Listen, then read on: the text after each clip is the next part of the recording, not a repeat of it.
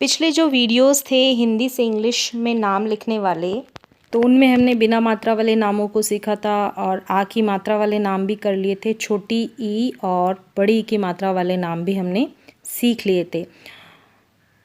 तो आज हम सीखेंगे छोटे ऊ और बड़े ऊ की मात्रा से बनने वाले नामों को किस प्रकार से इंग्लिश में लिखा जाए। तो सबसे पहले हम देखेंगे कि छोटे ऊ के लिए आएगा यू। छोटे ऊ के लिए आता है यू, इंग्लिश का जो लेटर आता है, और बड़े ऊ के लिए आता है डबल ओ, डबल ओ। तो अब हम छोटे ऊ की मात्रा से बने हुए नाम देखेंगे। तो सबसे पहला नाम है खुशी। तो इन सबसे पहली चीज़ तो आपको ये क्लियर है कि जो इन नाम को हम इंग्लिश में लिखते हैं इसका कोई सटीक नियम नहीं है। उच्चारण और प्रोनाउंसिएशन और जो नाम प्रचलन में होते हैं, जो नामों के स्पेलिंग्स, वो ज़्यादा हम यूज़ में लेते हैं। तो यहाँ पे सबसे पहला नाम है खुशी। खुशी के ख के लिए हमने लिया के एच ही आता है और नीचे लगी हुई है छोटे ऊ की मात्रा, तो लगाया यू, फिर लिखा एस एच जो है श के लिए आता है, एस एच श के लिए एस एच लिखा, और लास्ट में बड़ी ई की मात्रा है, यहाँ पे लगाया हुआ है आई।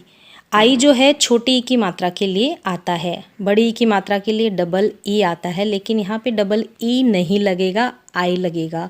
क्यों लगेगा? क्योंकि ये हमने सीख लिया है, जो पिछले वीडियोस थे उनमें ये हमने जान लिया है क्यों नहीं लगेगा। तो यहाँ पे आ गया आई, खुशी। फिर अगला है मधु। मधु में म के लिए है एम ए पूरा है, एम ए पूरा है तो एम ए। फिर ध है ध, और नीचे लगी हुई है छोटे ऊ की मात्रा, ध के लिए आता है डी एच और छोटे ऊ की मात्रा तो यू, मधु, मधु। अगला नाम है नकुल।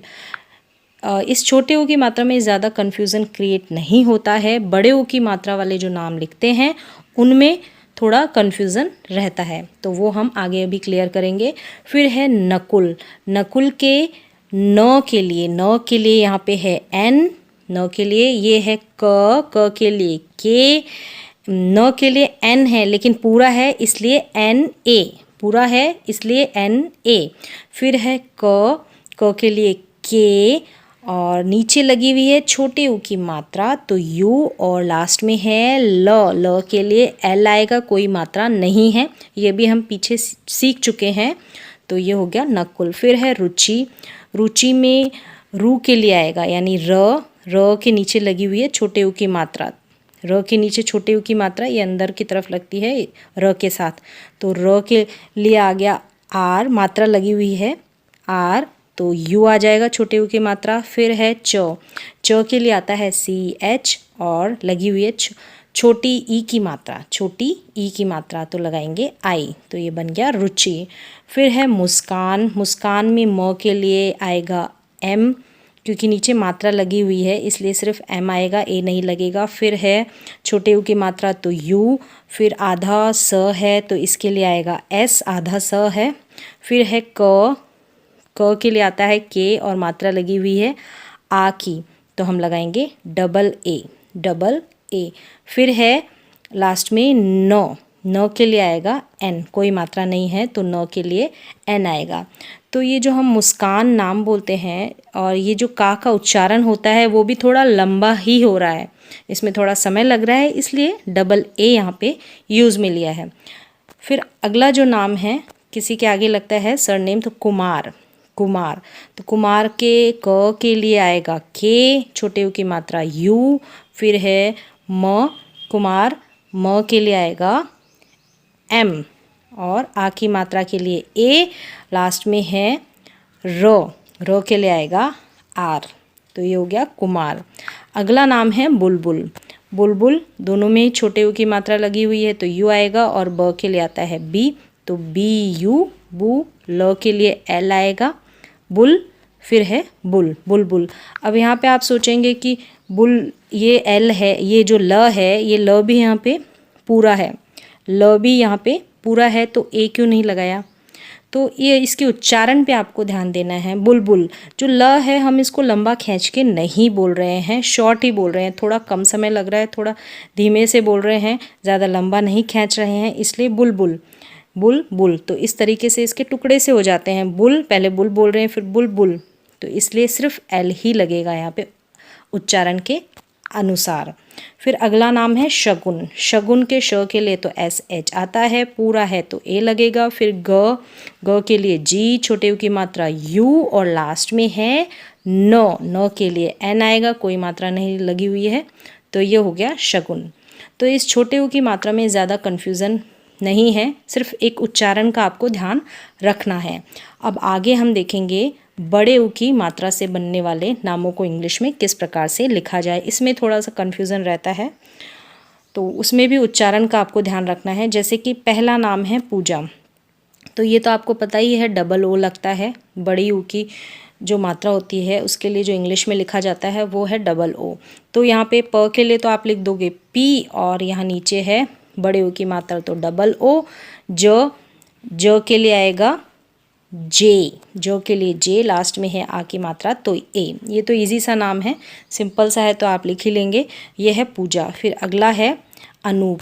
अनूप में जो अ, इसके लिए आएगा ए, अ ए, न के लिए आएगा एन, और बड़े उ की मात्रा डबल ओ, और लास्ट में है प के लिए पी आएगा, कोई मात्रा नहीं है तो सिर्फ पी आएगा। तो ये जो बीच में आ रहे हैं ना बड़े उ की मात्रा, ये बीच में लग रही है, यानी बीच में जो डबल ओ आ रहा है यानी बड़े उ की मात्रा यहाँ बीच में या पहले है, तो इसमें ज़्यादा कन्फ्यूज़न नहीं होता है। फिर जैसे यहाँ पे कपूर है, कपूर में भी ऐसे ही आएगा, क के लिए के, ए आएगा, पूरा है, और प के लिए आ जाएगा पी, और फिर बड़े उ की मात्रा डबल ओ, लास्ट में आर आएगा। र के लिए कोई मात्रा नहीं है तो सिर्फ आर।